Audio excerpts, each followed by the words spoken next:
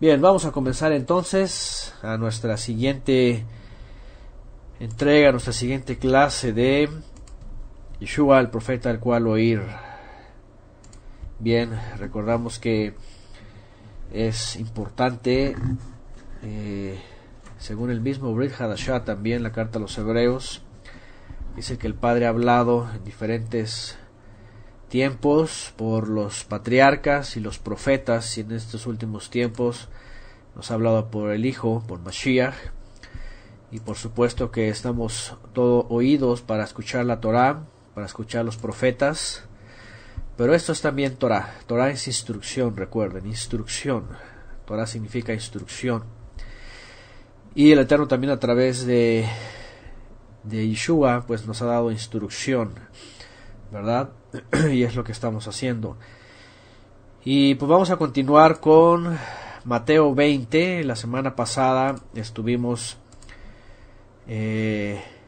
recordando, leyendo y teniendo aplicación para nuestra vida también de lo escrito en Mateo 19. Mateo 20 por supuesto continúa. Lo último que aprendimos la semana pasada, aunque hablamos de aspectos como qué es abstenerse, qué es ser llamados, qué es ese don, ¿verdad? Qué es ser observantes, no solamente observantes y decir que ya lo hemos hecho, sino observar la Torah y seguir a Yeshua, ¿verdad? Haciendo tzedaká. Y también hablamos de dejar todo, ¿verdad? Y cómo el Mesías nos promete, incluso en esta vida, tener 100 veces más. Y es justamente lo que hablamos, lo maravilloso de poder tener una gran familia, y después de que nos hemos negado nosotros mismos y dejar lo que en teoría creíamos que era lo más valioso, ¿verdad? La familia en la carne, pero nos damos cuenta que por causa del pecado, la transgresión, de la rebeldía, pues llegamos a ser desechados. Y lo último que estudiamos de Yeshua en el capítulo 19 de Mateo es de que muchos primeros serán los últimos y los últimos primeros. Estábamos hablando de un aspecto de esta parte de la escritura respecto a la humildad, ¿verdad? Respecto a lo que el Padre determina y elige, ¿verdad? En su justo juicio, quiénes son los más favorecidos o quiénes son los favorecidos. Hablamos de esta parte de la humildad, como lo hemos hecho antes, ser como niños y esperar el reconocimiento de Él. Yeshua explica qué es lo que quiso decir también en Mateo 20 respecto a esto, y vamos a ver dos aspectos que podrían ser posibles también en esta interpretación de muchos primeros serán últimos y últimos primeros. Y es que en la época de Yeshua, el mensaje que estaba dando, y especialmente el mensaje del reino de los cielos, de la buena nueva, el reino de los cielos se había acercado, y el mensaje de Teshuvah era dado en códigos, no para todos. Ya hemos estudiado anteriormente que Yeshua dijo algo muy interesante, ¿verdad? dijo que él hablaba en parábolas. Le preguntan a él: ¿y por qué les hablas en parábolas? ¿Por qué les hablas en alegorías, ¿verdad? Mashalim, en hebreo se acuerdan que es mashal. ¿Por qué les hablas en mashalim, en parábolas? Que pues eran básicamente historias que codificaban una realidad. Y él dice para que no entiendan, básicamente es lo que dice eso, para que no entiendan y no se arrepientan y no sean perdonados sus pecados. Y bueno, esto era muy fuerte, en verdad, porque también ya hemos hablado que definitivamente para poder entender esos mashalim, para poder entender todas esos códigos, ¿verdad? Esos misterios, se necesitaba un requisito. ¿Cuál es el requisito que hemos dicho que se necesitaba para poder tener acceso a la revelación de esos misterios? ¿Se acuerdan?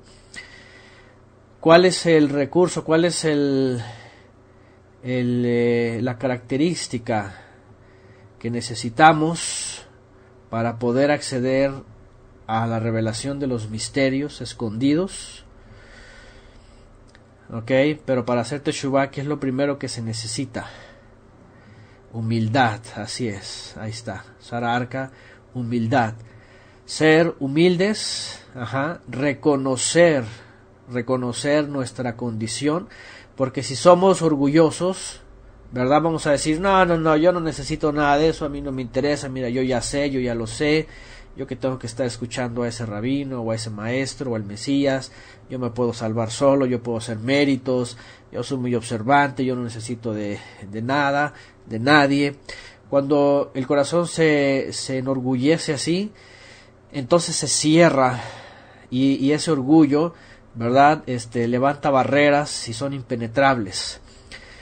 Pero cuando Yeshua veía a gente necesitada y humilde de espíritu, de ruach, y se acercaba, ¿verdad? Y decía, ¿sabes qué? Yo estoy en bancarrota, yo estoy necesitado, yo tengo ayuda, yo necesito ayuda, yo tengo necesidad, ¿verdad? Explícame.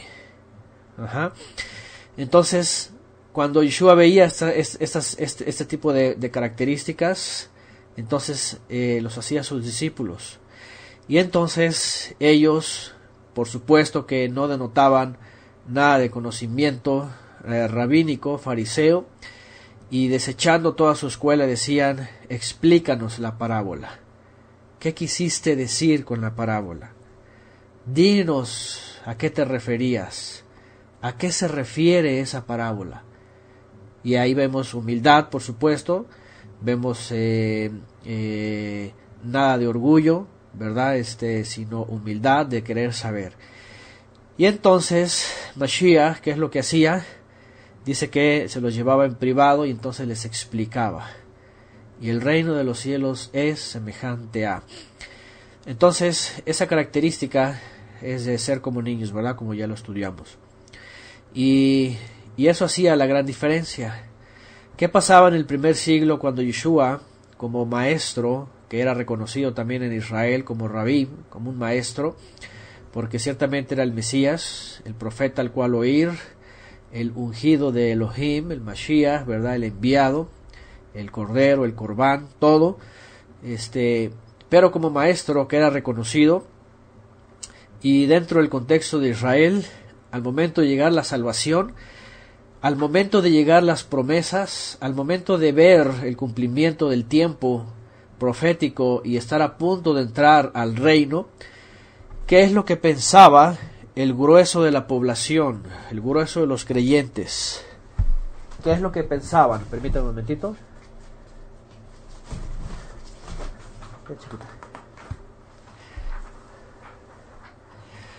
¿Qué es lo que pensaba la mayoría de Israel? ¿Qué es lo que pensaban? Imagínense un mundo en el primer siglo de israelitas, ¿verdad?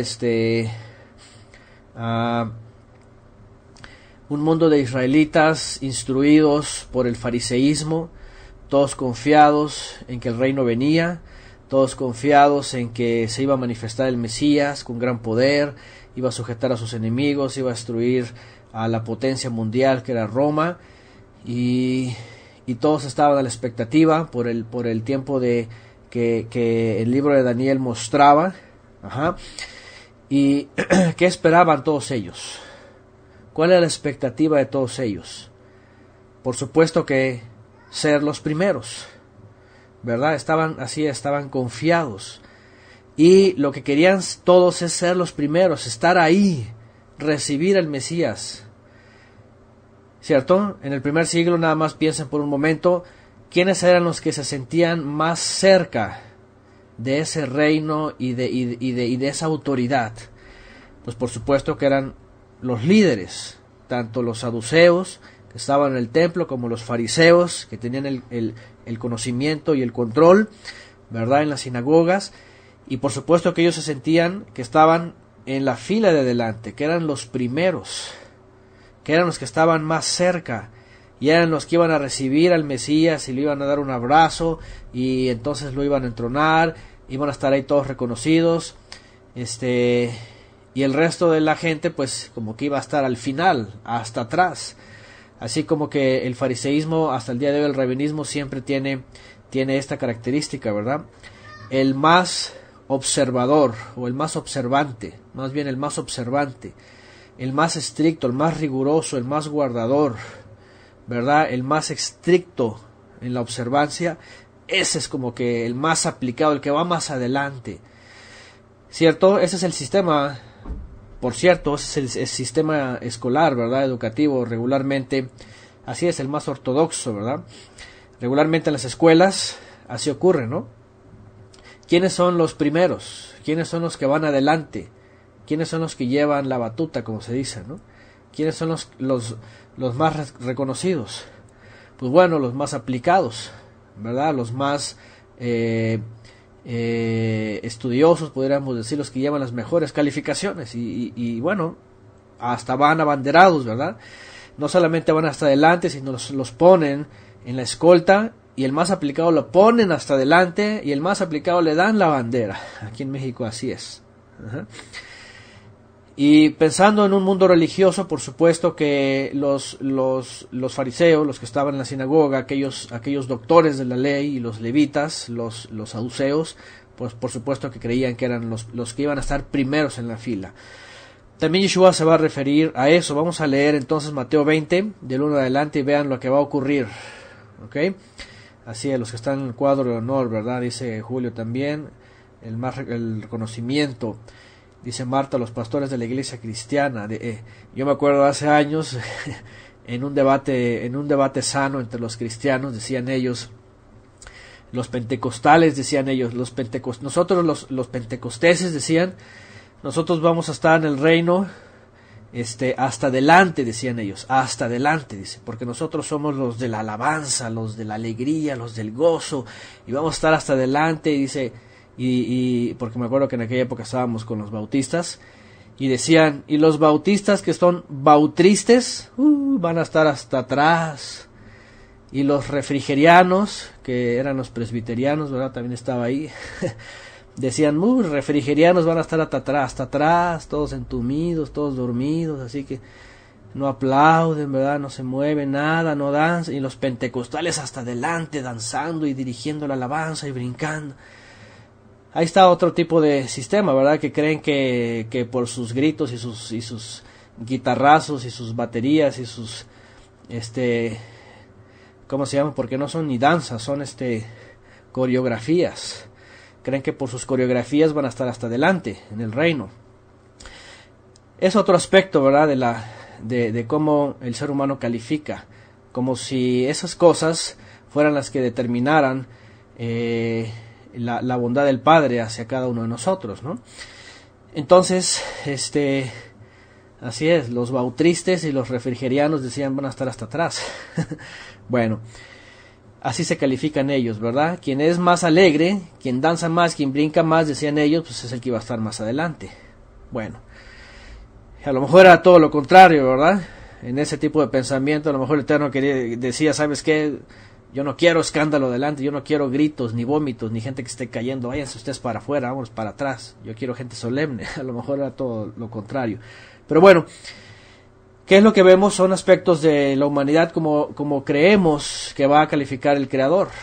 Algunos podemos decir, no, bueno, pues, los que oran más vamos a estar adelante. O los que damos más tzedakah. O los que visitamos más enfermos. O los que oramos más. O los que leemos más la Escritura. O los que estudiamos más. No se trata de eso. No se trata de eso. De hecho, todo eso, como dice la Escritura, es lo que debemos hacer. no es lo que va a definir en qué posición vamos a estar, sino es lo que debemos hacer. Pero ¿qué es lo que muestra aquí el Mesías? Vamos a ver dos aspectos, que uno es claramente definido en el primer siglo y otro lo podemos definir, lo podemos usar para nuestra generación actualmente. ¿Quiénes son los primeros y quiénes serán los últimos? Bueno, dice Mateo 21, porque el reino de los cielos es semejante a un hacendado que salió muy de mañana para contratar obreros para su viña. Un hacendado que sale a contratar obreros para su viña. Vamos a pensar en esto. Y habiendo convenido con los obreros en un denario al día, los envió a su viña. Aquí están, ¿verdad? El hacendado sale, contrata servidores para su viña, les va a dar un salario y los envía desde la mañana. Dice, y salió como a la hora tercera y vio parados en las plazas otros que estaban sin trabajo. Y a esto les dijo, y también vosotros a la viña, y os daré lo que sea justo. Y ellos fueron. Volvió a salir como a la hora sexta y a la novena, e hizo lo mismo. Y saliendo como a la hora 11, encontró a otros parados y les dijo, ¿por qué habéis estado aquí parados todo el día sin trabajar? Sin trabajar. Ellos le dijeron, porque nadie nos contrató. Él les dijo, vayan ustedes también a la viña. Y al atardecer en Ereb, cuando se acaba el día, el señor de la viña dijo a su mayordomo, llama a los obreros y págales su jornal, comenzando por los últimos hasta los primeros. Cuando llegaron los que habían sido contratados como a la hora 11, cada uno recibió un denario. Y cuando llegaron los que fueron contratados primero, pensaban que recibirían más, pero ellos también recibieron un denario cada uno. Y al recibirlo murmuraban. ¿Y qué decían? Contra el hacendado, diciendo, estos últimos han trabajado solo 1 hora, pero los has hecho iguales a nosotros, que hemos soportado el peso y el calor abrasador del día.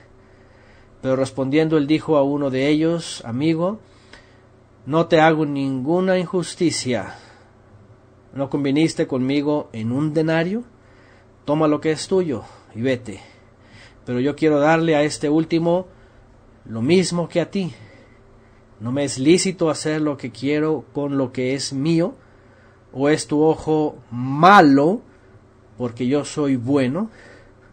Dice así, los últimos serán primeros y los primeros últimos.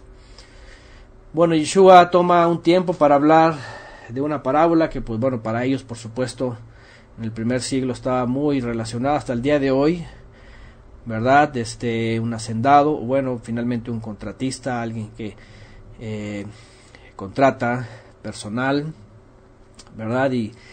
Y nos demuestra aquí a qué se refiere. Bueno, vamos a ver qué significa esto. En el primer siglo, como les decía, había muchos que deseaban y pensaban que iban a ser los primeros, y estaban por supuesto ahí los fariseos, los saduceos, herodianos, etcétera, varios movimientos religiosos que presumían haber estado firmes durante todo el tiempo, durante todas las persecuciones, durante los siglos pasados, y creían que eran merecedores, ¿verdad?, de los beneficios del reino. Pero sin embargo, cuando viene el Mesías, ¿qué es lo que hace? Que realmente a los que ve como niños, al final del tiempo de Israel, en el cual el Mesías se iba a manifestar e iba a traer. Ahora, ustedes saben, como lo hemos dicho antes, que en el primer siglo todos los israelitas podían determinar y podían saber que el tiempo del reino estaba próximo, que se iba a manifestar según lo que el libro de Daniel decía. Después de la deportación, del regreso del exilio, de la orden de construir el templo, de la orden de construir las murallas de Jerusalén, todo el tiempo, 490 años estaban cumpliendo, y sabían que el Mesías llegaba y que el reino se iba a establecer. Definitivamente lo sabían. Pero sin embargo el orgullo, por supuesto, religioso les ganó a muchos, y entonces no reconocieron y empezaron a ser desplazados, y el Mesías tomó al final de todo el tiempo de Israel aquellos que no estaban involucrados en el liderazgo, que no estaban involucrados en la sinagoga, que no tenían ni siquiera eran letrados, ¿verdad? No tenían Megilot, no tenían rollos, no tenían de Torah, ¿verdad? No tenían bibliotecas, nada de eso. Pero era gente sencilla y gente humilde de corazón, que se acercó al Mesías, que lo escuchó, y que al final del tiempo de Israel el Mesías los reconoció, y bueno, a través del Padre, por supuesto, porque el Padre les revelaba quiénes eran ellos, y Él los llamaba, y entonces, así es, tenían todas las ganas de obedecer, tenían todas las ganas de regresar, de reconocer sus faltas. De hecho, eran ovejas perdidas, no estaban en el servicio, estaban asimilados, estaban transgrediendo. Es más, ahí está el famoso Leví, Ben Halfai, que es Mateo. Estaba trabajando de ¿cómo se dice?, recaudador de impuestos, ¿verdad?, haciendo esta sucia labor que en el primer siglo era despreciable, y fue llamado, ¿verdad?, por sus características de ser como niño, y dejó todo. Esa es otra característica, ya lo vimos, dejó absolutamente todo, dejó ese desempeño que estaba haciendo al servicio de Roma, lo dejó todo por servir al Padre a través del Mesías. Y ve las características de estas personas, y en la última hora, en el último momento, en esa etapa del ministerio de Mashiach, a ellos los llama, ¿verdad? Y fíjense qué interesante, eran como los últimos, pero a través de ser como niños y la aprobación que el Padre, por supuesto, le estaba dando a ellos, ¿qué es lo que hizo? ¿Qué es lo que hizo el Mesías con ellos? Fíjense nada más, qué cosa más interesante. ¿Qué es lo que hizo con ellos? Los llamó para ser los principales y los emisarios que iban a llevar el mensaje del reino de los cielos. Qué interesante, ¿verdad? Y por supuesto, vemos en la Escritura cómo los religiosos, después de que ocurre la obra de Mashiach, después de que ocurre su Abodá y su Corbán, en Shavuot, cómo son revestidos de Ruach HaKodesh, ellos y los 120 en total, y entonces el liderazgo anterior es desplazado, y es puesto como cabeza el nuevo liderazgo, que son israelitas, fieles, que hacen teshuvá verdadera, y que están esperando ser reconocidos por el Padre. No están presumiendo de sus logros, no están diciendo yo observo esto, yo observo lo otro, yo guardo todo, ¿verdad? Yo soy insigne, yo tengo doctorado, yo tengo cátedra, nada de eso, sino simplemente esperan y confían. ¿Y qué es lo que ocurre? Que vienen los últimos y son puestos como cabeza, son puestos como los principales y vienen a sustituir a aquel otro liderazgo. ¿Y qué pasó con aquellos que presumían estar toda la vida, circuncidados al 8º día, todo el tiempo en la sinagoga, como Shaul lo decía, ¿se acuerdan? Shaul de Tarso, ¿verdad? Irreprensible en toda la Torá, estricto, observante, religioso, etcétera, con toda la cátedra y todo el doctorado y todas las cosas. Pero ¿qué es lo que ocurrió? Que quedaron fuera, y finalmente ¿cuál fue la actitud del liderazgo anterior en contra de los discípulos de Yeshua? Bueno, no hace falta pensar demasiado. ¿Qué es lo que ocurrió? que ocurrió que se pusieron celosos.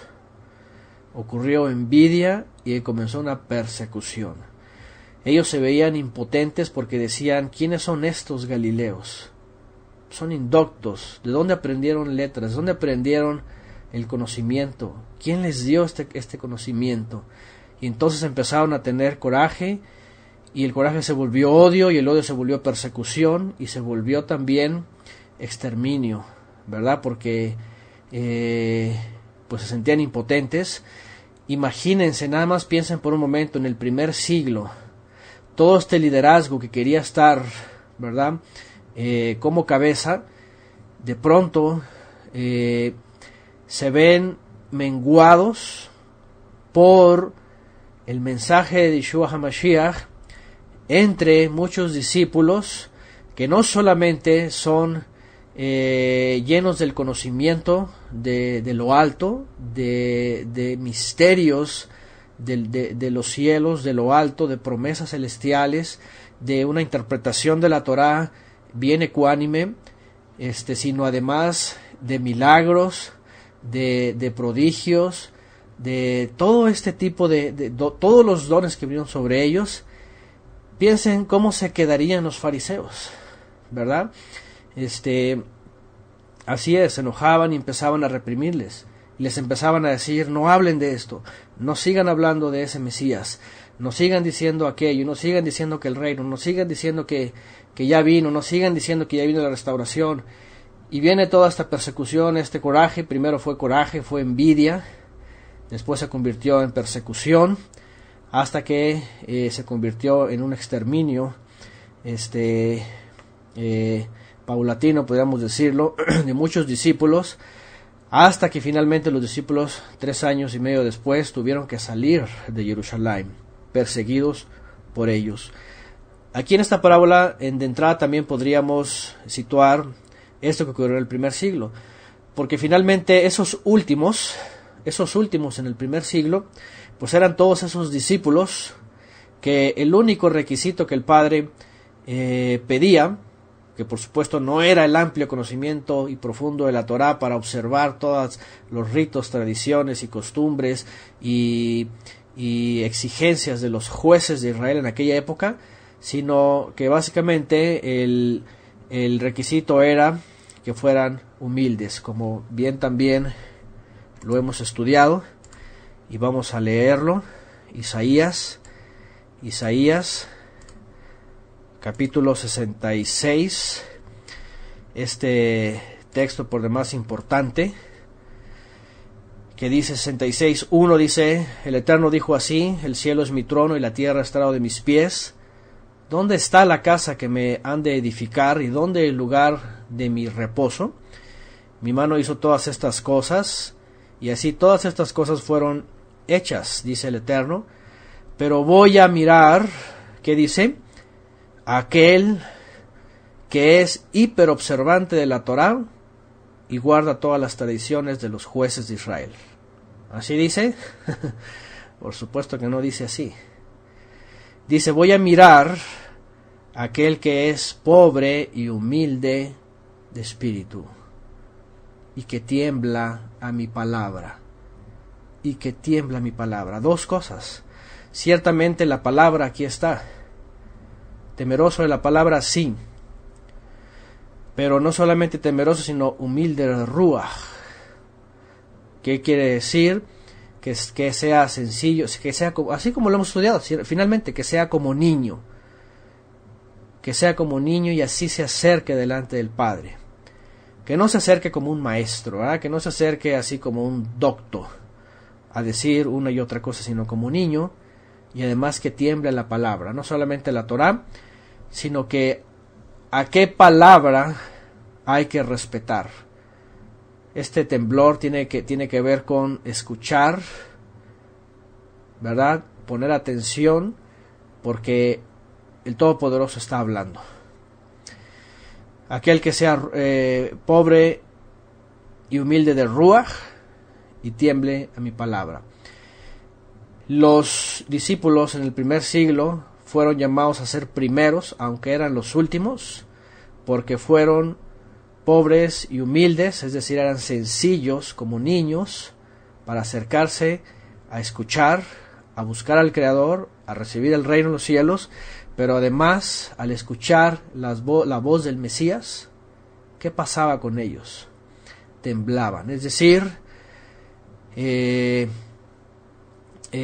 reconocían la autoridad del Padre en el Mesías. Ahí está Salmo 147:6 también, pone Yerusha, el Eterno exalta a los humildes y humilla a los impíos hasta la tierra. Como ya ven, también Yeshua lo repitió, ¿verdad? Los que se exaltan serán humillados y los que se humillan serán exaltados, también vimos eso. Entonces aquí en Isaías también estamos viendo esto, estamos viendo justamente eso, y esa es la primera parte que podríamos, ya la clase pasada vimos una expresión también de los que estaban en las primeras filas y quienes eran reconocidos y quienes no.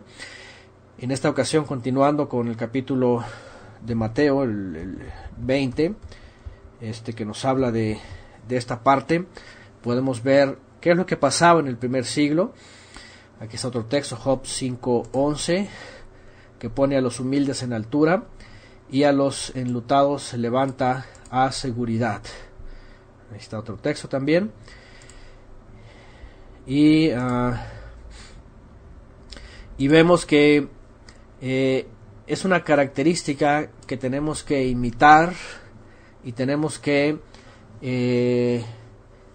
pues tener como parte de nuestra vida también, y sobre todo en esta época, ¿verdad?, de mucha confusión y de mucha información y de mucho paganismo y todo aquello, seguir conservando esa sencillez, esa humildad. Ahora, déjenme decirles que hay algo que por ahí vi en un comentario en las redes sociales, de que el hecho de tener la escritura y poderla citar para exhibir el pecado, como que si eso pudiera causar, ¿cómo se puede decir?, soberbia, u orgullo. Y habría que preguntarle a la escritura a través de Yeshua si eso es correcto, ¿verdad? Si con la escritura se está persiguiendo a la gente o se está persiguiendo a los gentiles o al mundo.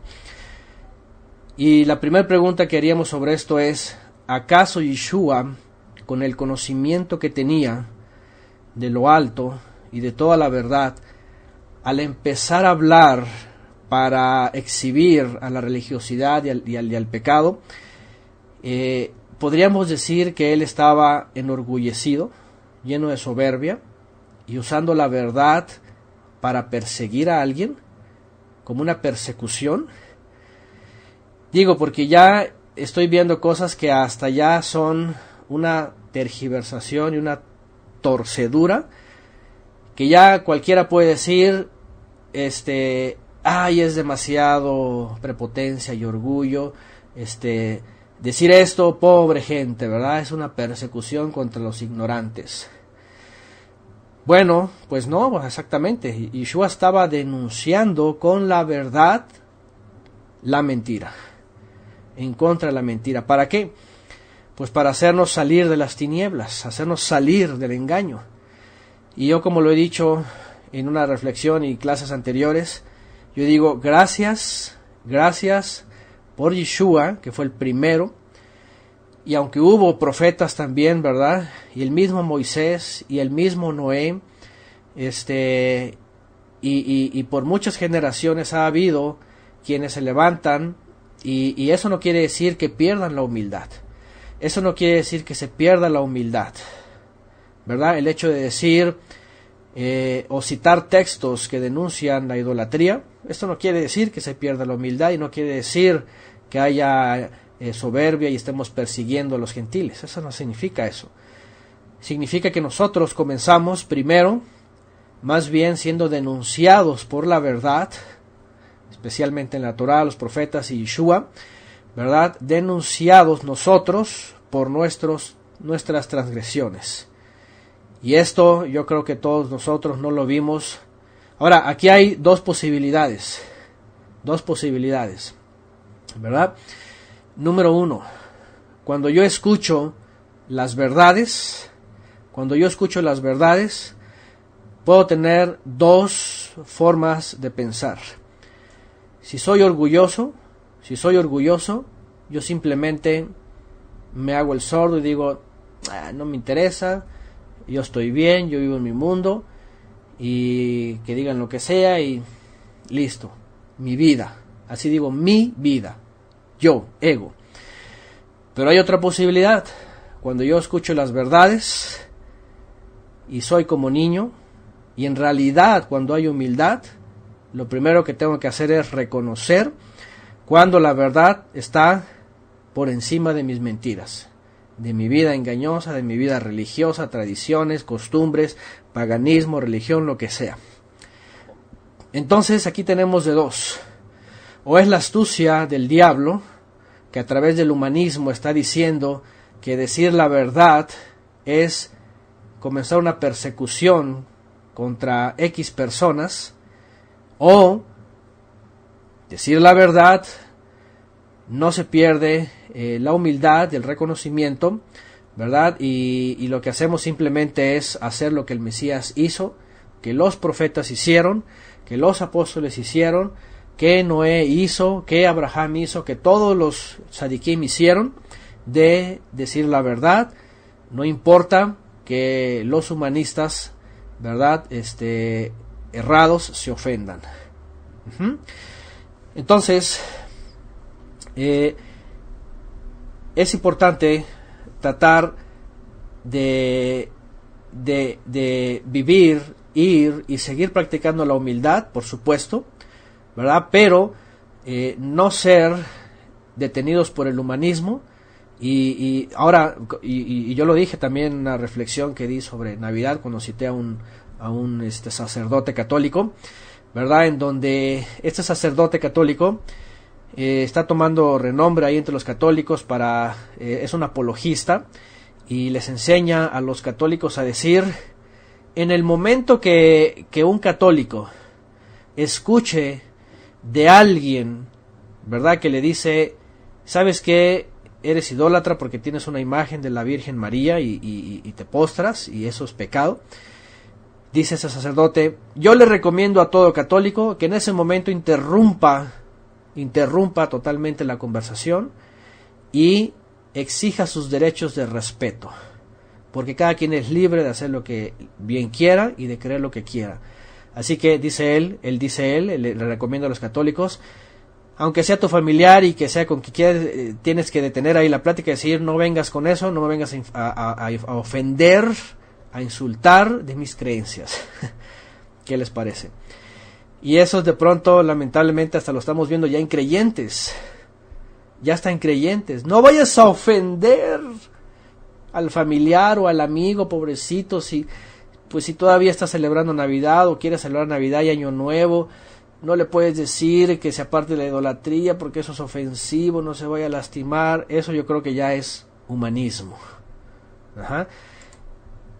Yo les digo lo que veo, lo que siento, en el sentido de que es el momento de seguir levantando pues la voz, porque todos somos llamados a lo mismo, somos llamados a ser atalayas, y se va a demandar de nosotros, ¿verdad?, lo que sabemos, porque al que más se le da, más se le exige.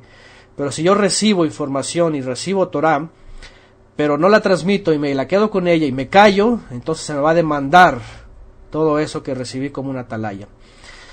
De esta manera, eso no quiere decir, ¿verdad?, que perdamos la humildad. Podemos seguir siendo como niños. Y bueno, puedo citar a Shaul, puedo citar a Kefas, puedo citar a Jacob, puedo citar a Yohanan en sus cartas, que todos ellos hicieron uso de la verdad, uso de la exhortación, uso del reclamo, hablaron en contra de los ídolos, del paganismo, y no por eso perdieron la humildad, ni por eso, ¿verdad?, se convirtieron en perseguidores de los ignorantes, sino que más bien se convirtieron ¿cómo se dice?, repetidores del mismo mensaje que tenía que ser esparcido, especialmente entre Israel. Bueno, dice Ángelo Flores, por ejemplo, mi mamá dice, se ofendió porque no celebré el año nuevo pagano. Imagínense. Entonces no podemos decir, ay, y no, para que no te ofendas, yo también voy a participar, ¿verdad? Porque ahora resulta, y también por ahí vi un comentario de una persona, ahora resulta que el humanismo está procurando no ofender a ninguna persona, pero el hecho es seguir ofendiendo al Todopoderoso, todo el mundo.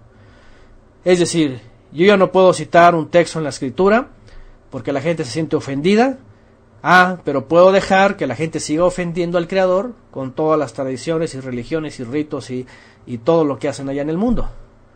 Ahora sí que, ¿qué es mejor? ¿O qué es peor? No ofender, entre comillas, ofender a alguien, ¿verdad?, que está haciendo un rito pagano, o decirle, no, pues está bien, sigue ofendiendo al Creador, no hay problema, pues tú sigue ofendiéndole. Entonces se dan cuenta hasta dónde está llegando el humanismo. Entonces, bueno, a lo que voy con esto es de que cuando Yeshua habla de los últimos, ¿verdad?, iban a ser los primeros, su característica de ser como niños no les estaba impidiendo, sino al contrario, les estaba llevando a que iba a haber en ellos un cambio, ¿verdad?, tan importante, que se iban a convertir en cabeza, en líderes, en primeros, que no iban a estar llenos de humanismo, no iban a estar llenos de, ay, no importa que haga lo que quiera, ay, mira, el Señor es misericordioso, y ay, mira, está en adulterio, ay, pues mira, no importa, pues ay, el Señor sabe su corazoncito, o sea, no es esto. ¿Qué pasó con Pedro, verdad? Que en la primera congregación, ¿se acuerdan? Cómo juzgó a los pecadores, ¿verdad? A Simón el mago, cómo juzgó a Ananías y Zafira, cómo juzgó. ¿Qué pasó con Shaul? Cómo juzgaban las cosas. Entonces, hay que tratar de entender qué es humildad y qué es humanismo. Porque, otra vez, estos últimos fueron llamados por su humildad, pero no fueron absorbidos por el humanismo, sino que esa humildad que el Padre vio en ellos también fue usada para que ellos siguieran haciendo la obra, pero por supuesto que la obra era transferir las verdades del Mesías, del reino de los cielos. ¿Okay? Entonces vemos por una parte en el primer siglo que estos últimos eran los discípulos de Yeshua, los cuales, ahora, ¿ustedes se acuerdan a los que Yeshua llamó hijos del trueno? ¿Se acuerdan?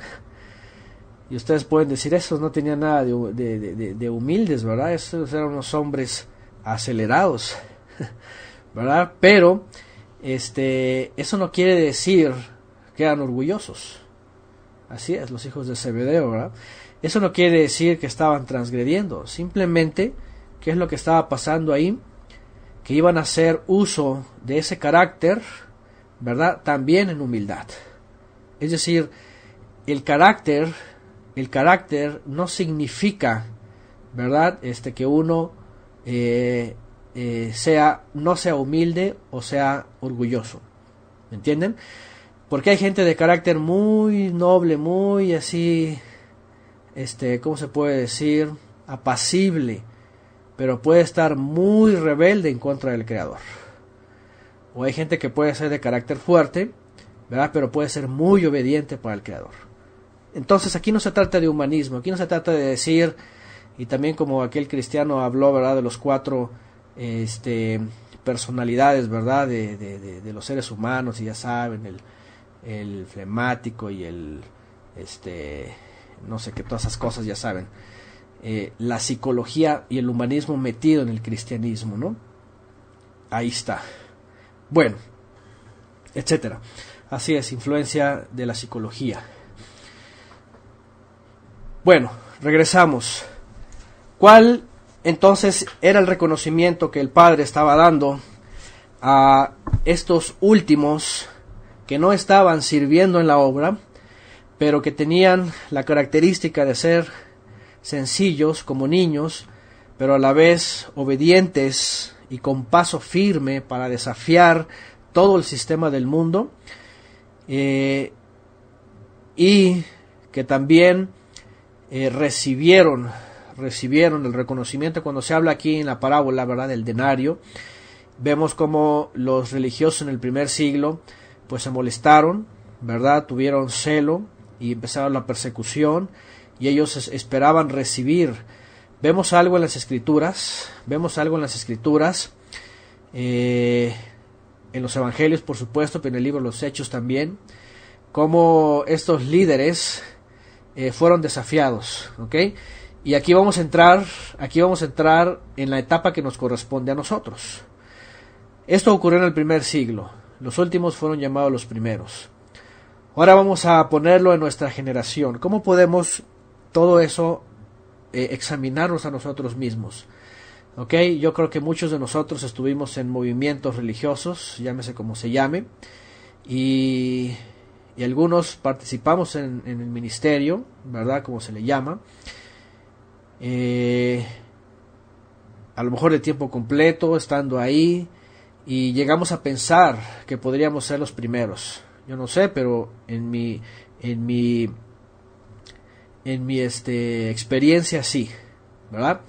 Estuve dentro del equipo ministerial en una iglesia, y de pronto no caía, por supuesto, en excentricismos, pero en medio de una comunidad religiosa, por supuesto que yo llegaba a pensar y a ver, porque llegamos a conocer gente, pues quien de plano podía calificarse como fuera de, y quien dentro de, quien se esforzaba y quien no se esforzaba, porque así se ve desde el liderazgo, que se conoce como liderazgo entre comillas. Ajá.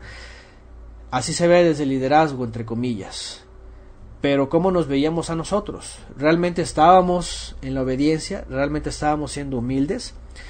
Pues no, la verdad, en mi caso, es de que yo dentro de aquel ministerio en una iglesia, pues me sentía confiado, ¿verdad? Me sentía muy trabajador en la obra, muy trabajador. Yo lo he comentado en mi testimonio, ¿verdad? Año tras año, agotamiento, y decía, hemos acabado la obra, hemos hecho esto, hemos hecho lo otro. Terminaba el año gregoriano y decíamos, hicimos esto y lo otro, y fuimos y levantamos y todo, un año agotador, pero al final la reflexión fue, ¿y para quién hice todo esto? Pues para el Sanedrín, para el fariseísmo, para los líderes, para el líder que decía, tenemos una agenda de todo el año y vamos a hacer esto, vamos a hacer lo otro, vamos a hacer aquí, vamos a hacer allá, pero todo era para un sistema, no era para obedecer al Creador, y de pronto me vi pues como ese fariseísmo, y que realmente me estaba quedando hasta atrás,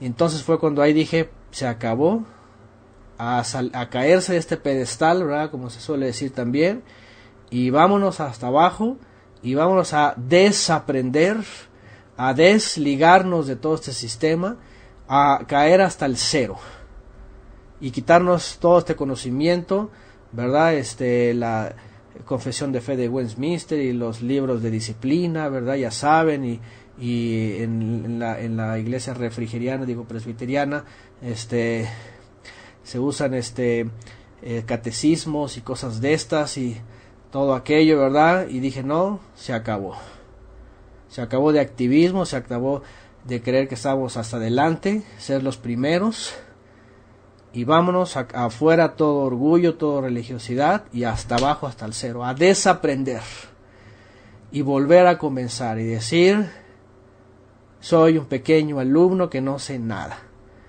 y voy otra vez a la escritura, y voy otra vez a las palabras del Mesías, y quiero saber los misterios, y quiero escuchar las palabras del Altísimo a través del Mesías, y quiero escuchar las profundidades de la profecía, y quiero entender Apocalipsis, y quiero todo, y poco a poco, y solamente así se es revelado. De otra manera uno se queda entonces en el orgullo religioso, farisaico, en el Sanedrín, moderno, y uno cree que está hasta al frente, pero resulta de que no, ¿verdad? Resulta de que no. Entonces esto también tiene una aplicación para nuestra vida. Yo creo que todos nosotros, al menos los que estamos aquí conectados, hemos pasado por esta experiencia de que cuando en nuestras iglesias, sentados en nuestros lugares, calentando bancas, siendo domingueros en el sistema iglesiero activista, empezamos a escuchar las verdades, cuando estábamos en nuestro Sanedrín, en nuestros Sanedrines, yo creo que tuvimos de dos: o resistir a la palabra del Mesías, la palabra de verdad y de la Torá, o ser humildes y ceder y decir, ciertamente estoy errado y estoy en cero. Entonces, algo que yo creo que va a caracterizar a cada uno de nosotros es esto, porque de otra forma, si no, ya sabemos también, y yo creo que tenemos conocidos, cada uno de nosotros, que cuando escucharon lo mismo que nosotros escuchamos, se cerraron y dijeron, no, yo no necesito eso, no, ¿para qué aquello? No, eso no se trata, no, estoy bien, y la gracia, ya saben, todo aquel sistema. Entonces, es una llamada y es una exhortación para esta generación, para ver en dónde creemos que estamos posicionados. Regularmente el que es muy fiel, muy religioso, ¿verdad?, muy devoto a su movimiento o lo que sea, pues suele estar confiado. Y yo creo que todos experimentamos eso. ¿Cierto o no cierto? Llámese de la denominación que se llame. En donde estábamos, ¿a poco no creíamos estar muy confiados? Yo estoy en mi iglesita, yo soy miembro, yo estoy activo, mira, yo hago esto, yo he hecho lo otro, estoy bien, yo creo que voy bien. Yo creo que a lo mejor la mayoría de todos nosotros llegamos a estar así, estoy confiado, estoy bien, voy bien, asisto a la iglesia, los domingos, diezmo, voy a la oración, ¿verdad? Estoy activo en la iglesia, porque ya saben, en las iglesias pues se mueve mucho esto, ¿no? Estar activo. Y nadie quiere estar inactivo, nadie quiere estar sin hacer nada, todos quieren estar activos. Y es un buen deseo de los creyentes, qué bueno que quieran servir. La siguiente pregunta que nos hicimos es, ¿todo lo que estamos tratando de servir, lo servimos de veras para el verdadero? ¿O estamos sirviendo un sistema? Yo sé que en esos sistemas hay cosas buenas también, ciertamente, no puedo decir que no, ¿verdad? Hay cosas que están correctas, que son bíblicas, sí. Pero el problema de todo esto es de que cuando queremos meter todo lo que es correcto y va contra algunos intereses de los líderes y ya no cambia, ahí es donde entonces decimos, ¿sabes qué? Entonces tenemos que reconocer, ¿verdad? Si hay error y finalmente pues retroceder y irnos hasta atrás para que el Padre entonces nos reconozca y nos lleve hacia adelante. En esta generación también podemos ver esto, porque ciertamente hay mucha religiosidad allá afuera y muchos están diciendo, estamos adelante, vamos adelante. Muchos están presumiendo que ya lo tienen seguro, que ya están adentro. Saben, algunos movimientos aseguran tener ya la salvación y no vamos muy lejos del mismo catolicismo. El mismo catolicismo dice, simplemente con que alguien ya sea miembro de la Iglesia Católica ya lo hace salvo. Y así comienzan otros movimientos, ¿verdad? Diciendo que ya por ser bautizados, por ser esto, por estar el otro, por ser activos, ya están adentro. Ya sienten que van adentro, ya sienten que van allá. Y eso es algo que aquí Yeshua nos exhorta a todos decir, los que dicen que son primeros se van a quedar atrás e incluso se podrían quedar afuera.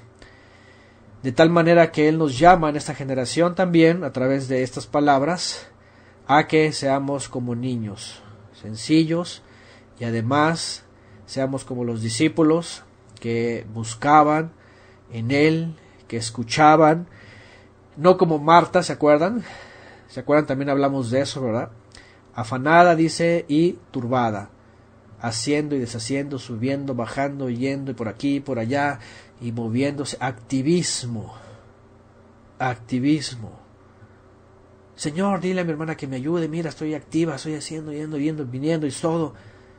No, dice, ella ha elegido lo mejor. escuchar la palabra, acercarse, saborearla, estar en quietud, analizar, digerirla, como los animales kosher, ¿verdad?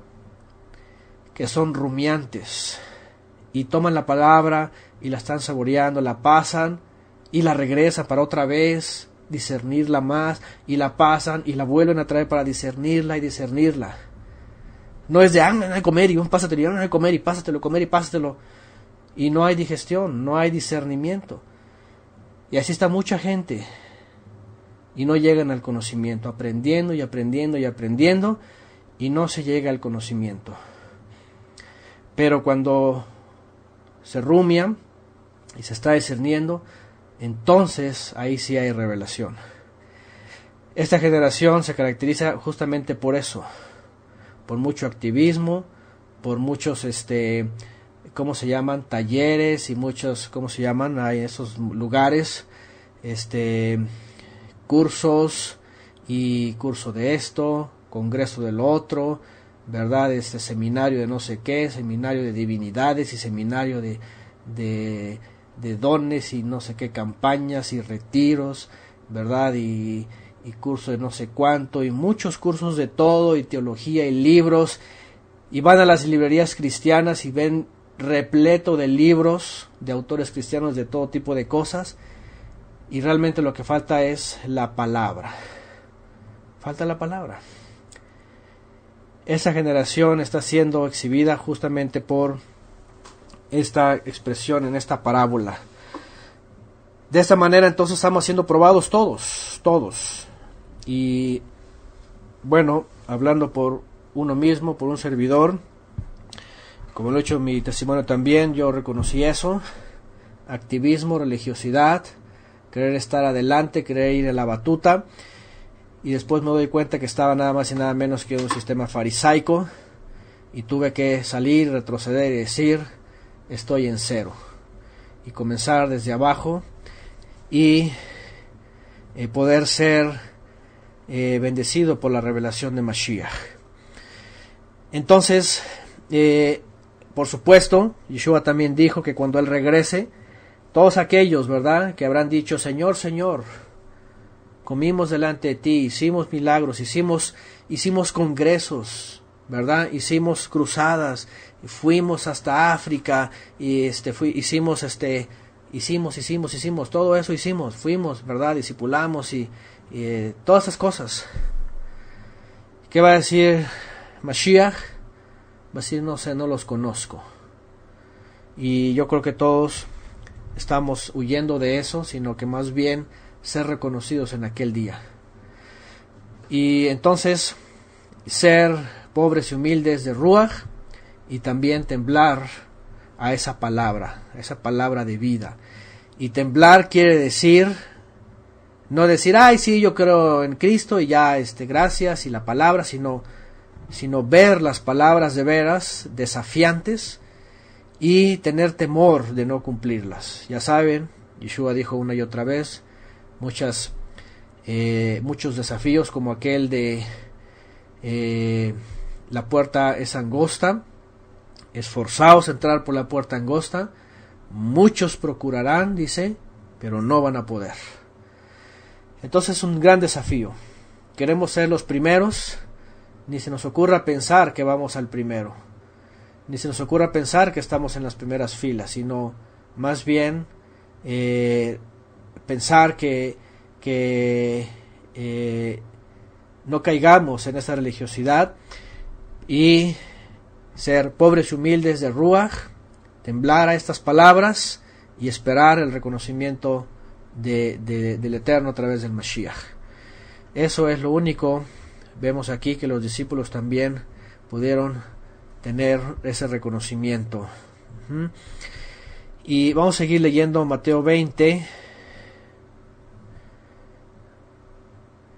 Y dice después, entonces, ¿verdad? Cuando unos reclamaron. Saben que por eso la quietud del Shabbat.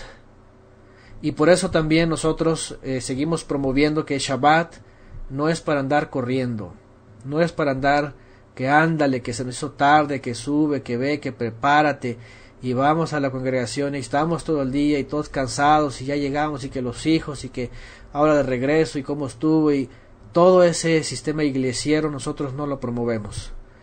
Por eso nosotros decimos, el Shabbat comienza en casa, en familia, aunque esté alguien solo, y si hay dos mejor. Yeshua dijo, ahí está la congregación, ahí comienza.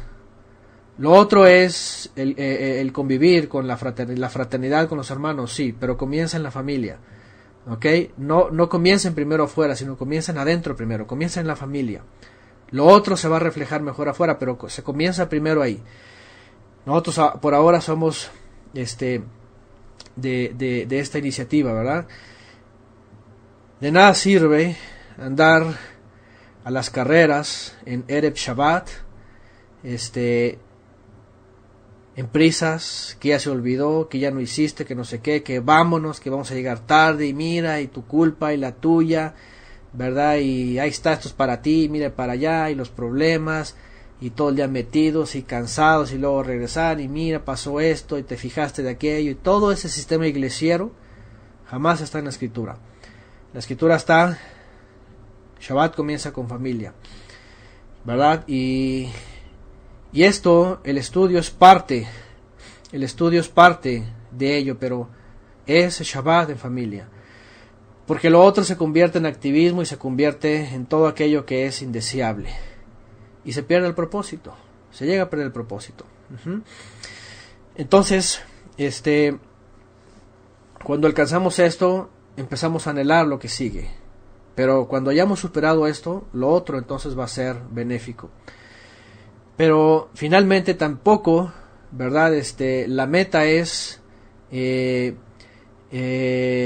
quererse realizar entre la muchedumbre, sino llegar a alcanzarlo todo primero con la familia. Por eso se habla en la Escritura también, ¿verdad? Tú y tu casa. Cree en Mashiach, cree en las palabras que Él da, y cuando tú creas, este mensaje va a llegar a tu familia, y entonces toda tu familia va a ser salva. Ya saben que este texto está mal interpretado, ¿verdad? Muchos creen que, cree tú, el padre de familia, y toda tu familia, todos los abuelos y los bisabuelos, los nietos, bisnietos, y todos van a entrar, todos son salvos. No. El texto y en el contexto está diciendo ahí, cuando cree alguien, va a ser un portador del reino de los cielos a su familia, y entonces la va a alcanzar, la va a hacer salva, ¿verdad?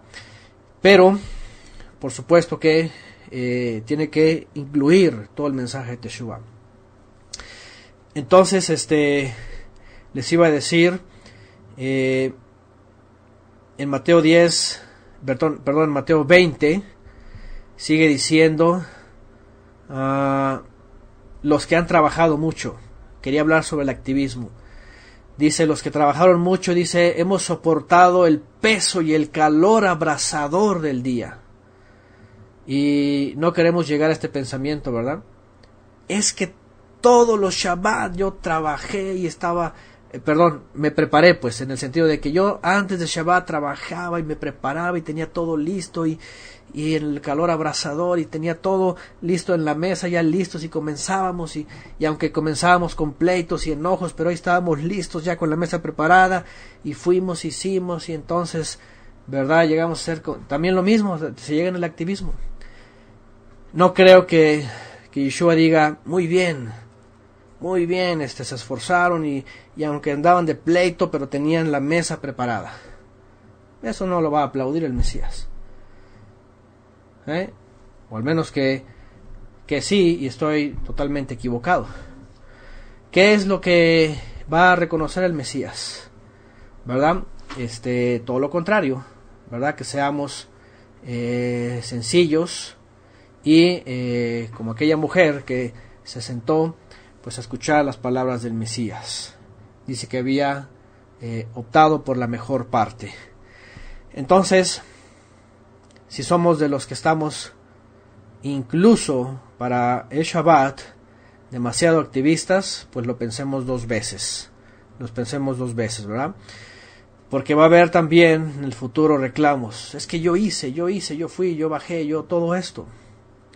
Pero Yeshua va a decir, no se trata de eso. Entonces, Dice en el 20:13, después de que le reclamaron, ¿verdad?, de que hicieron mucho activismo, si no merecían algo más, dice, respondió él, dijo a uno de ellos, amigo, no te hago ninguna injusticia, no conveniste conmigo en un denario, toma lo que es tuyo y vete, pero yo quiero darle a este último lo mismo que a ti. No me es lícito hacer lo que quiero con lo que es mío, o es tu ojo malo, porque yo soy bueno. Finalmente, todos hemos pasado por esto, vamos a pasar por esto. Si, como dije también, si queremos seguir con nuestra religiosidad y activismo, pues nos vamos a enojar y vamos a tener un ojo malo, ¿verdad? Un ojo malo. Pero si somos humildes vamos a reconocer y entonces vamos a cambiar nuestra forma de vida, para ser finalmente servidores, porque finalmente también Yeshua enseñó esto, ¿verdad? ¿Quién quiere ser el primero? ¿Verdad? Dice, pues el que sirve a los demás, Él lo enseñó. De esta manera, entonces, en el 20:16 dice, así los últimos serán primeros, y los primeros se quedarán hasta el final. E incluso en la enseñanza de Yeshua, él dice que algunos incluso llegarán a quedar fuera.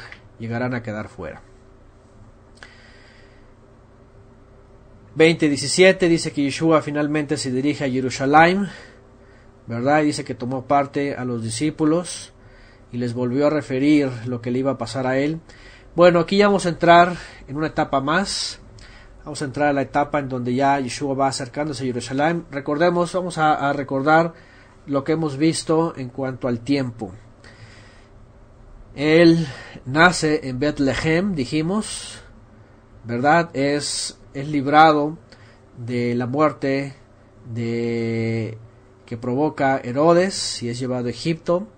Después lo regresan, pero él crece en Nazaret, en Galilea, en el norte, donde comienza su mensaje, aunque realmente inicia en el río, en el Jardín, cuando hace la Tevilá, después de que Yohanan Hamadbil, el de la Tevilá, está anunciando a Israel el tiempo de Teshuvah, y ahí mismo se manifiesta el Mashiach, porque Yohanan dice, Hine Zeha Elohim, he aquí el Cordero de Elohim, y a partir de ahí comienza su mensaje.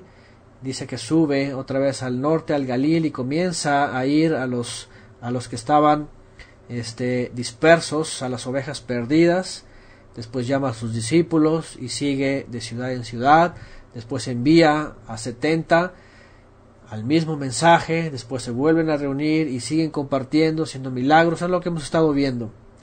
Dando instrucción, dando interpretación de la Torá, dando más instrucciones, sanando enfermos, liberando endemoniados, y todo para que el pueblo finalmente se fuera consagrando y comenzara esta transición, ¿verdad?, de purificación para Israel, para que viniera a hacer un nuevo Israel. Y eso se iba a concretar con la abodá de Mashiach en el Corbán, es decir, en su ofrenda, en su entrega, que lo vamos a ver un poco más adelante. Dice en Mateo 20:17 que se dirigían hacia Jerusalén. Aquí nos vamos a emparejar con los otros escritos de la Buena Nueva, los otros evangelios, para llegar finalmente a cuando pone sus pies por última vez en Jerusalén, para ser entregado como un corbán. Dice en el 20:18, he aquí, dice, subimos a Jerusalén, y el Ben Adam, el Hijo del Hombre, será entregado a los principales ministros y a los escribanos. Y que dice, y ellos le van a condenar a muerte. ¿Se dan cuenta? Una de las cosas también que se ha puesto hoy día en tela de juicio es quién le mató. Ciertamente vemos que hubo participación de romanos, ciertamente, ellos finalmente ejecutaron la acción, pero todo comenzó ¿en dónde? Todo comenzó dentro del liderazgo, ¿verdad?, de Israel. Todo comenzó dentro del liderazgo de Israel, en el Sanedrín, así es. Y aquí dice claramente los principales ministros y los escribanos van a dictar sentencia de condenación para muerte. Por supuesto que era una confabulación entre ellos y los romanos participaron, aunque vamos a ver que se lavan las manos al final de cuentas, ¿verdad? Dicen es cosa de ellos, y eso quiere el pueblo también. Y es que realmente era necesario, porque la escritura también así lo muestra. Y el misterio en la escritura, ¿ok?, era eso. ¿Quién entregaba al Creador los korbanot de Israel? ¿Quién entregaba al Eterno los korbanot de Israel en el templo, en el altar? No venían romanos, no venían griegos, no venían gentiles a hacer los korbanot. Tenían que venir los ministros, eran los ministros, los levitas, los que tomaban al cordero y los que lo degollaban, y los que hacían esta entrega. De esta manera, incluso aunque ellos se habían vuelto contrarios al Creador, el Eterno los iba a usar para tomar al cordero de él y fuera llevado finalmente a ser entregado. Entonces el mismo pueblo finalmente se iba a hacer presente en este corbán que iba a ser para el Creador. Por eso aquí dice, es necesario, ¿verdad?, y va a ocurrir que sea entregado por los ministros, los principales, los soferim, los escribanos o escribas, eran los intérpretes de la Torá, eran levitas también, ¿verdad?, que interpretaban y enseñaban. Y dice, lo van a condenar a muerte. Y luego dice, lo van a entregar, ahí está, a los gentiles para burlarse de él. Aquí estamos hablando, aquí sí entra los romanos, porque ellos hacen también eso. Se burlan finalmente después de todo eso, hay una humillación. Le van a azotar y finalmente lo van a colgar en el madero. Pero va a resucitar al tercer día. Ahí está. Esto es lo que Yeshua les adelanta. ¿Se imaginan los discípulos escuchando eso? Porque dice que agarró a sus discípulos, los apartó, ¿verdad?, en privado. Dice que tomó aparte a los 12, dice en el 17, y les dijo todo esto. ¿Se imaginan qué habrían pensado ellos? ¿Qué habrían pensado? Bueno, estamos con el Mesías, vamos a ir a Jerusalén y ahí se va a manifestar y va a venir el reino. Y de pronto los aparta y les dice, ¿saben qué? Vamos a ir a Jerusalén, los principales ministros y los escribanos me van a tomar y me van a condenar a muerte, y los gentiles, los romanos, se van a burlar, me van a azotar, y finalmente, como dice la Torá, van a tomar una estaca y me van a colgar. Pero al tercer día resucitaré. Bueno, no se dan detalles de lo que ellos pensaban, simplemente queda nuestra especulación. A veces vemos los textos y pareciera que para ellos estas palabras, como decimos en México, les entraba por un oído y les salía por el otro. Eran como que palabras así como que se las llevaba el viento y no las llegaban a recordar. ¿Por qué? Porque cuando vamos a ver más adelante que esto ocurre, dice que los discípulos finalmente se decepcionan, aparentemente, ¿verdad? Es decir, pierden la esperanza y regresan a sus trabajos, incluso unos regresan a pescar. Lo vamos a ver cuando lleguemos ahí. De tal manera que estas palabras que Yeshua les adelantaba parecía que no podían ser discernidas. O a lo mejor no entendían, o a lo mejor decían, ¿qué parábola será esta? Como les hablaba tanto en parábolas, a lo mejor ellos decían, ¿qué parábola será esta, verdad? ¿Qué parábola será esta? No dice tampoco. Pero bueno, aquí vemos otra vez lo que realmente sí tenían en la cabeza. No se les quedó que el Mesías tendría que ser humillado hasta lo más sumo, como dijo después Shaul, sino que estaban pensando en otras cosas. Vean lo que dice más adelante, dice: entonces se acercó la madre de los hijos de Zebedeo con sus hijos, postrándose ante él y pidiéndole algo. Y él le dijo: ¿qué deseas? Ella le dijo: ordena que en tu reino estos dos hijos míos se sienten, uno a tu derecha y otro a tu izquierda. Pero respondiendo Yeshua dijo: no sabes lo que pides. ¿Pueden beber la copa que yo voy a beber? Ellos dijeron: podemos. Es decir, ustedes están dispuestos a padecer lo que yo voy a padecer. Y ellos se atrevieron y dijeron: lo podemos. Tenían carácter. Él les dijo: mi copa ciertamente van a beber, lo que yo voy a padecer ustedes lo van a padecer, pero que se sienten a mi derecha y a mi izquierda no es mío concederlo, sino que es para quienes ha sido preparado por mi Padre. Al oír esto, los 10 se indignaron contra los dos hermanos, pero Yeshua, llamándolos junto a sí, dijo, y se dan cuenta, Yeshua acaba de decir: vamos a llegar a Jerusalén y va a pasarme esto y lo otro. ¿Por qué no se detuvieron a preguntarle esos misterios y a decir: ¿qué estás diciendo? ¿Dónde dice? ¿Por qué va a ocurrir? Enséñanos más. Queremos estar listos. No, ellos estaban esperando: sí, está bien, pero a ver, pero ahí viene el reino, yo quiero estar a tu derecha, yo quiero estar a tu izquierda, yo quiero estar con Dios, quiero ser el primero. Bueno, también estaban, como hemos dicho antes, empapados, ¿verdad?, del fariseísmo, que había interpretado los beneficios del reino. Pues por supuesto, si está ahí el rey, ¿quién no quiere estar a la derecha y quién no quiere estar a la izquierda? ¿Quién no quiere ser el tercero o el cuarto? ¿Verdad? Entonces aquí lo que vemos es de que otra vez pensaban más en la posición de liderazgo, de poder, de autoridad, que en los beneficios espirituales. Y aquí viene otra vez, como ya lo vimos al principio de este capítulo, una exhortación para esta generación.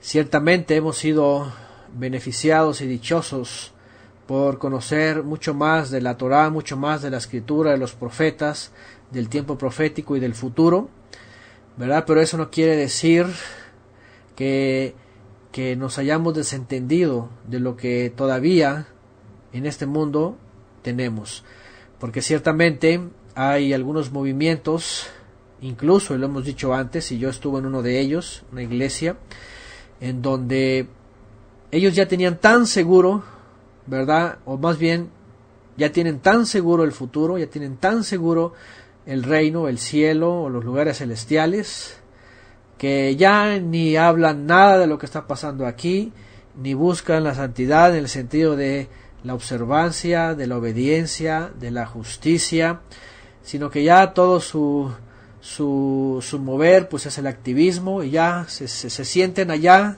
¿verdad?, en los tronos, ya se sienten en los tronos, sentados reinando en el reino milenial, en el futuro dispensacionalista.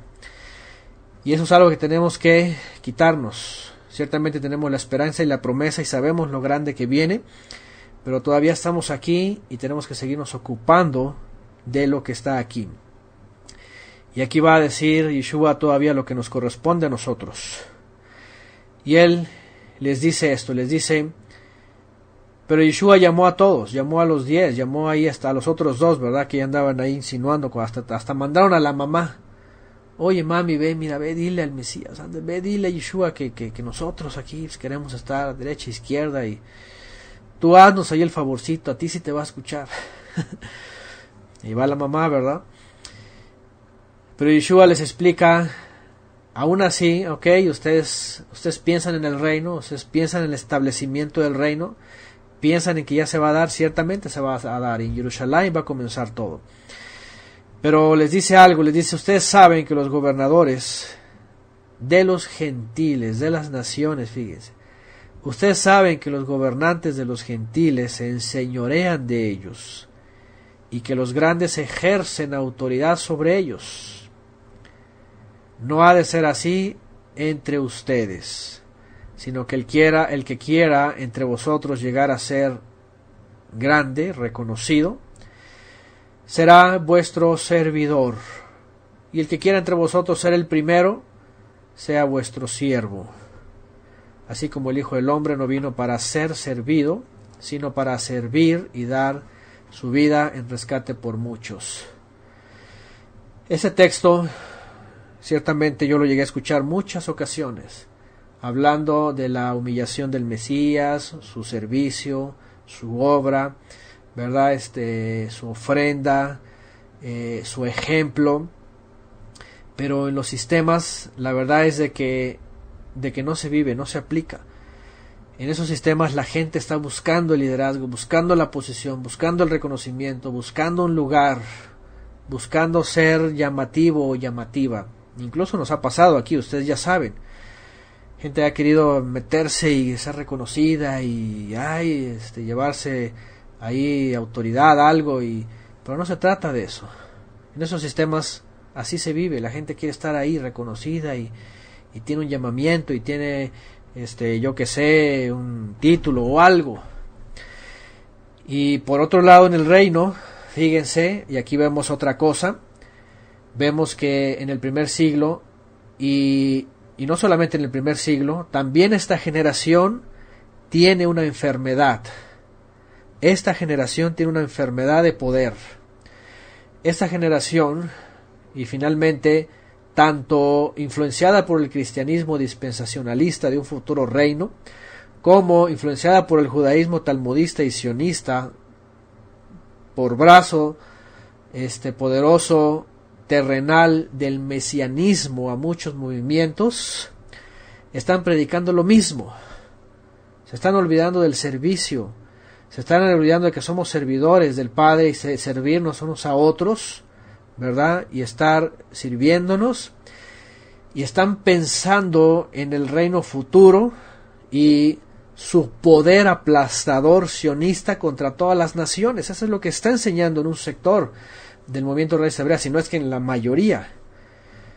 En un futuro sionista, dispensacionalista, reino aplastador a todas las naciones, para regir a todas las naciones con vara de hierro, haciendo uso de los textos de Apocalipsis simbólicos como si fueran a hacer eso.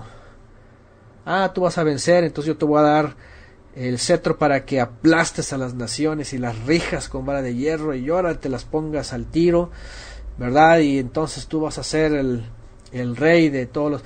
Y ahí hay un movimiento, ¿verdad?, que enseña esto, que está diciendo que los que están regresando son efraimitas y se van a unir con Judá, y entonces el poder del reino va a venir y van a sujetar a los gentiles sobre ellos y van a gobernar sobre ellos y los van a postrar a sus pies, y ahora le aprendan Torah a la fuerza, y si no varas, y ahora le tienen que aprender, tiene que cumplir los 613 mandamientos, y ahora le tienen que hacer esto, tiene que hacer lo otro. Y ahí están otros hijos de Zebedeo, ¿verdad?, pensando que el Eterno les va a dar todo esto. Y por un lado el cristianismo, ya también hemos hablado en clases de estas, que nos llegó a enseñar eso. Yo no sé ustedes, pero yo llegué a pensar esto también. Llegué a pensar en el cristianismo que éramos los elegidos, que íbamos a ser arrebatados en un rapto pretribulatorio para las bodas del Cordero, y después de 7 años o 3 años y medio regresar y aplastar a los gentiles y cristianizar a todos los gentiles y enseñarles su paganismo y todo eso, y así humillarlos y gobernar sobre ellos. Eso nos enseñaron en el dispensacionalismo.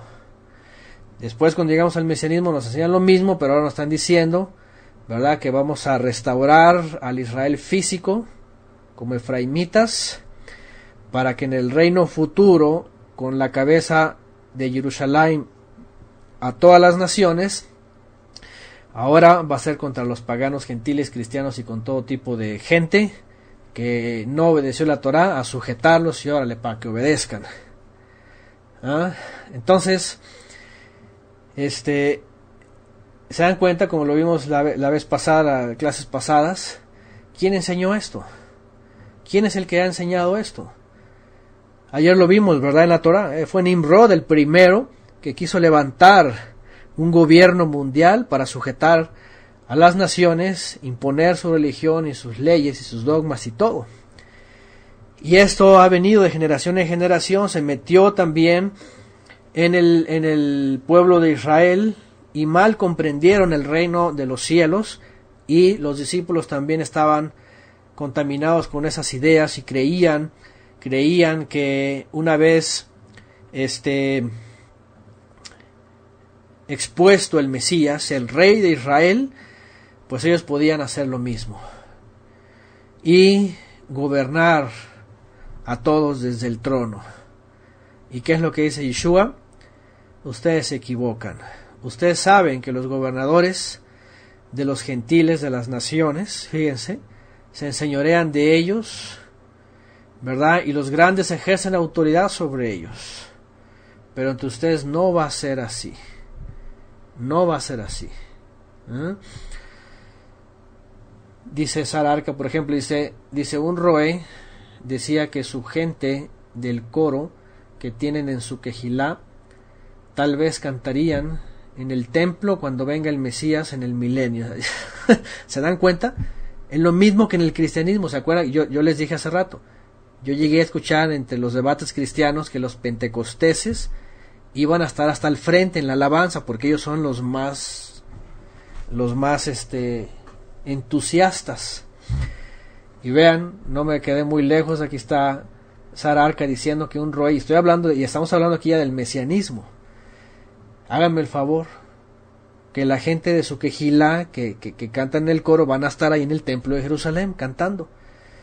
¿Se dan cuenta? Esas son las cosas de las que llegamos a ser ridículos delante del Creador cuando desconocemos lo que realmente quiere el Creador.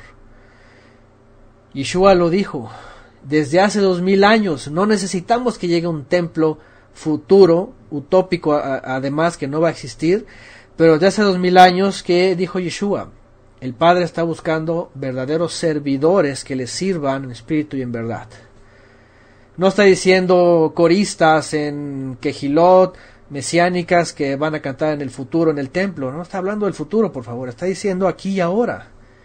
Y hace 2000 años comenzó esto, y en nuestra generación también tenemos que llegar a hacer esto, verdaderos servidores que sirvamos al Padre en Ruach y en Emet. Entonces, se dan cuenta, se vuelve a transferir, ¿verdad?, la misma enfermedad religiosa egoísta, ¿verdad?, de creer que algunos van a estar hasta adelante.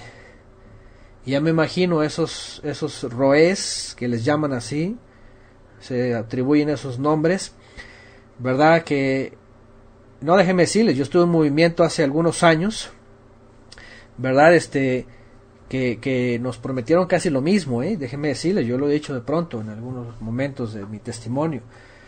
Nos prometieron que hasta podíamos ser los que podíamos estar poniendo una roca en el templo para levantarlo, y hasta podíamos hacer uso de nuestros dones terrenales, o talentos terrenales para el futuro templo y la futura enseñanza para los gentiles.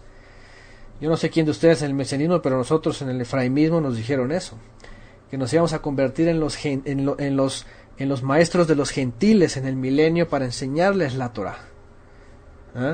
Entonces todas esas cosas, la verdad es de que empiezan a surgir de todos estos engaños, mentiras y ambiciones futuristas, ¿verdad?, de un reinado literal.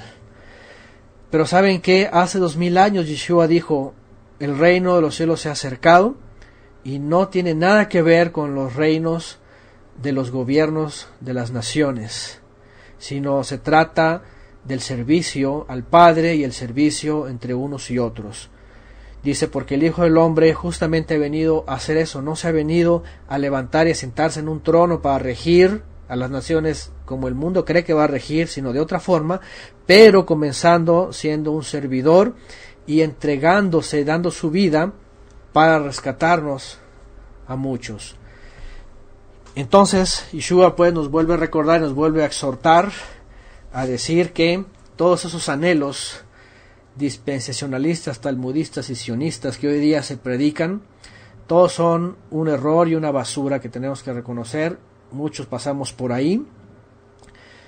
Yo lo he dicho, yo pasé por ahí y también lo dije hace un par de clases. Fui infestado por un espíritu asesino, ¿verdad? De querer ser de un ejército para exterminar a los árabes, ¿verdad? Porque para ese sistema todos los árabes son satánicos, malévolos y hay que destruirlos a todos. Y entonces fui infestado por ese espíritu, el cual renunciamos y reconocí mi error. Y al contrario, que dice Yeshua, pues ama a tu prójimo, incluso a tu enemigo.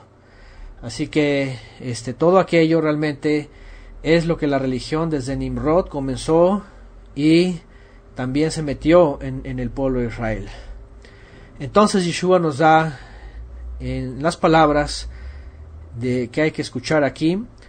Dice, su reino desde hace 2000 años no tiene nada que ver con ejercer autoridad, ni enseñorearse, ni gobernar sobre la gente, ¿verdad? No somos nadie. El Eterno es el único que reina y gobierna a través del Mesías.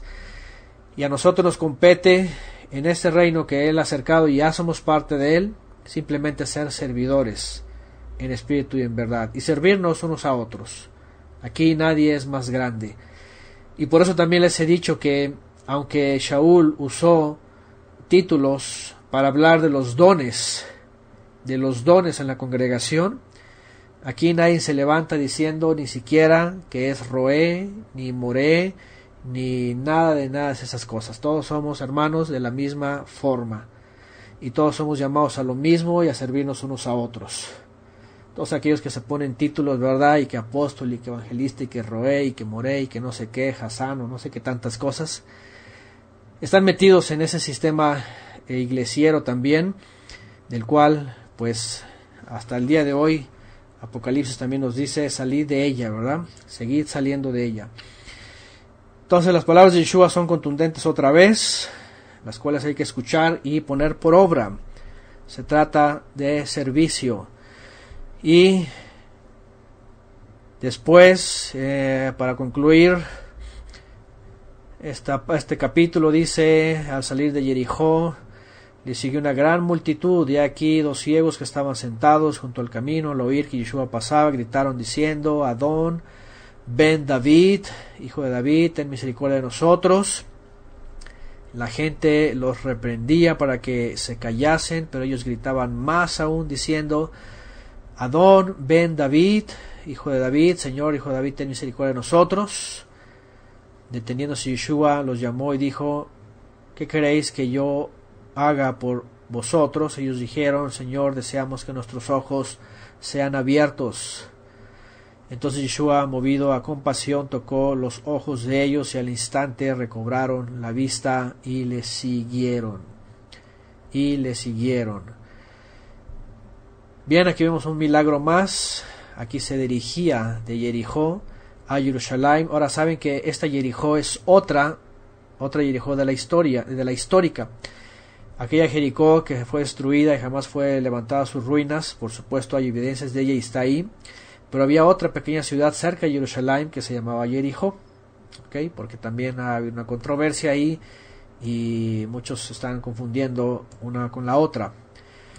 Bueno, el caso aquí es de que más que el milagro también volvemos a ver algo aquí importante, que son los dos, hace alusión a las 2 casas de Israel, ¿verdad? Las 2 casas de Israel que finalmente va a caracterizar algo dentro de las 2 casas de Israel que determine ese remanente. Y no solamente para ellos hace 2000 años, sino también para nosotros hasta el día de hoy. Que el que quiera ver, el que quiera tener ojos espirituales y oídos espirituales, tiene que clamar tenemos que clamar.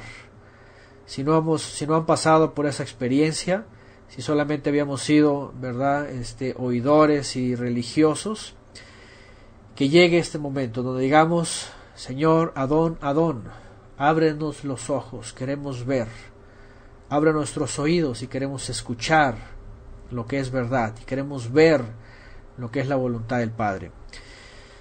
Yo creo que esto es